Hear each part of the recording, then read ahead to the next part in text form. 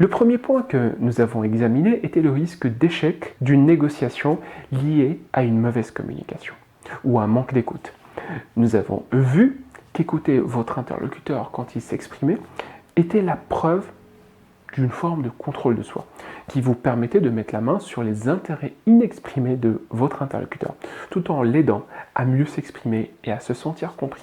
Nous avons constaté dans le second point qu'en écoutant attentivement votre interlocuteur pendant les moments de fortes émotions, vous faisiez d'une pierre deux coups. D'une part, par votre écoute, vous aidez votre interlocuteur à se calmer et à retrouver toutes ses capacités de raisonnement. Et d'autre part, vous pourriez capter d'autres importantes informations divulguées par inadvertance. Nous avons observé dans le troisième point l'insuffisance d'une écoute sincère lors d'une négociation dans la détection de l'inexprimé et de l'intangible. Nous avons remarqué que le cran au-dessus sur l'échelle de l'empathie était de se mettre complètement dans la peau de votre interlocuteur, afin de pouvoir lire efficacement entre les lignes.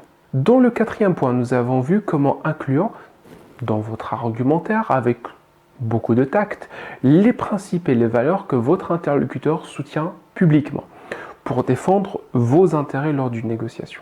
Dans le cinquième point, nous avons souligné l'importance de distinguer les positions de l'interlocuteur, surtout en cas de désaccord. Autrement dit, l'importance de rester factuel et de structurer votre argumentation d'une manière à signifier à votre interlocuteur que vos points de vue ou vos interrogations sont destinés à ses positions de négociateur et non à sa personne. Dans le sixième et dernier point, nous avons remarqué qu'il était judicieux et grandement bénéfique pour les interlocuteurs lors d'une négociation d'essayer de concilier les intérêts plutôt que les positions, élargissant ainsi le champ du possible et permettant aussi une meilleure satisfaction de l'ensemble des parties prenantes.